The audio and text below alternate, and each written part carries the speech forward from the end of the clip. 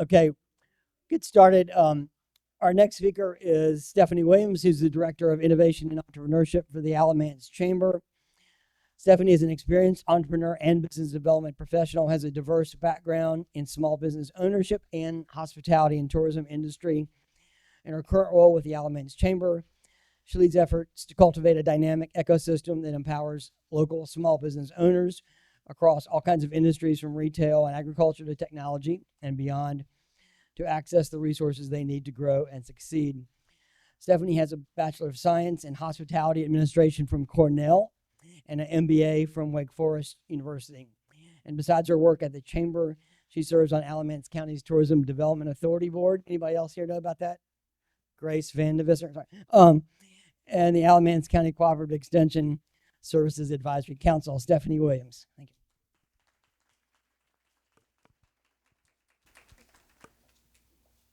So it's great to see you all. Can you hear me okay? Yes? Okay, wonderful. I think I've met many of you, and for those that I haven't met, thought that we would start with just a quick little primer, if you will, on a Chamber of Commerce. So I work at the Alamance Chamber of Commerce, and a distinguishing factor about chambers of commerce is that they are membership-driven organizations, also private nonprofit. So we are not a government agency. We're a private nonprofit organization.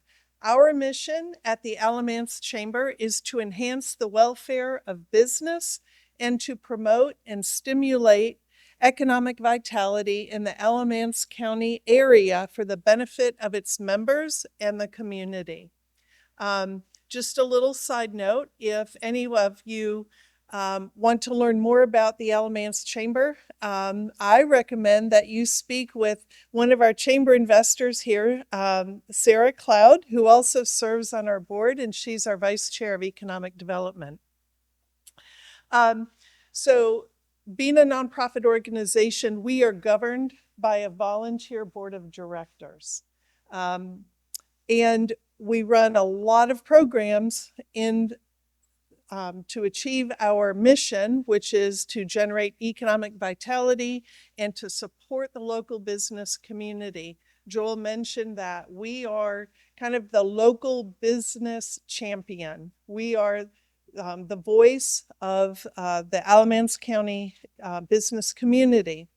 One of the many programs that we run is economic development. And we do that on behalf of not only our chamber members, we like to call our members investors. So we do that on behalf of our chamber investors so that their businesses can operate in a healthy economic climate. But we also represent the county and the municipalities in economic development initiatives. So I'm the Director of Innovation and Entrepreneurship.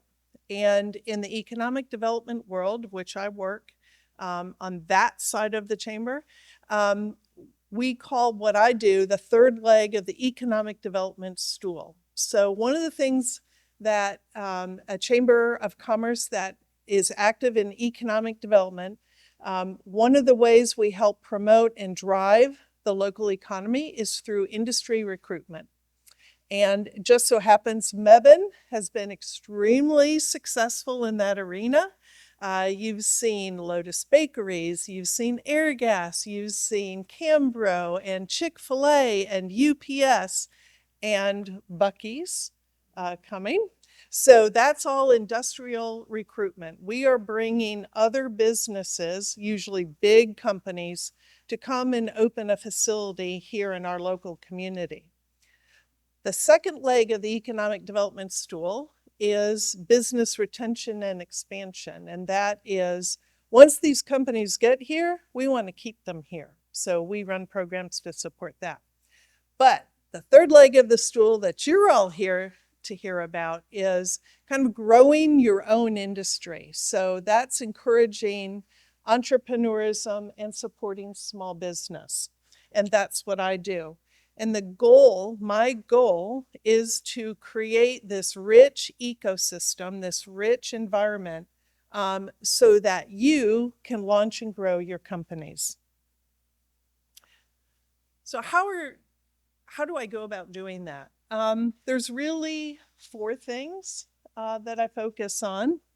And one of the biggest is to connect you, the entrepreneur, small business owner, to resources. And you've heard all of our speakers so far talk about that. So yes, I do that as well. And as an example, I met with, today is Wednesday, on Monday, I met with a woman who has a business in Burlington, and she's looking to add another service. It's a service-based business. She wants to add a new service and to create a new market, so to draw in new customers. And she came to me to try to find out how she could get the money to buy the equipment to provide the new service. And what I said to her was, yes, I can point you to funding sources, but we got to back up for just a minute here. Before you walk in that bank, before you talk to that CDFI, Community Development Financial Institution, or any other lender, where's your business plan? Okay, we got to have a business plan, because that business plan is important for a number of reasons. When you're talking to somebody about a grant, about a loan, or giving up equity in your business, that document, the business plan, is what takes everything that you have about your business in your head and puts it on paper so that somebody else understands it. And it's been brought up before, and we have the SBTDC, we have the SBC, and you're going to hear from SCORE. Those are all fantastic services that are going to help you do that, okay? Again, you don't have to go down this path by yourself. And all of us encourage you to take advantage of what are free resources. Get that third party to look at your business plan. And I'm not advocating for any particular format. They can help you figure that out. But take advantage of this, because the next step is, okay, so this business owner, I actually gave her Fidicia's contact information. I said, you need to go meet with Fidicia and sit down and review your business plan. You've got to add in this piece about the new service you want to provide. Then come back to me, or Fidicia can provide it as well. We're going to give you some lenders that you go have a conversation with. And then after that, you, the business owner, make the decision about what lending option is going to be best for you based on that business plan, what you learned in your conversations, and what you learned in your discussions while you're at the Small Business Center. So it's, yes, we connect you with resources, but also we want to help you sequence the steps in accessing those resources. Another thing that we do is advocacy. And Joel mentioned this. The chamber, one of the most important things a Chamber of Commerce does is to advocate for our collective, and in some cases specific businesses, to our local, state, and federal elected officials. Now, if you all remember, back in the spring, there were some federal funding freezes. We have a well-known, pretty well-known agricultural-based company down near Saxbaha. They had gotten last year in 2024, they got a USDA grant, over $100,000. And many of these federal grants are what they call reimbursable grants. So you spend the money, you submit your receipts, and then they reimburse you. Well, in January 2025, they spent the money. In February, 2025. They submitted the receipts, and in March, they got a nice notice from the USDA, their grant funder, saying, sorry, we don't know when we're going to be able to reimburse you. And all of a sudden, that small business is in crisis because their cash flow's been severely impacted. And they were at the point of having to lay off employees because they wouldn't be able to meet payroll. They are chamber investors.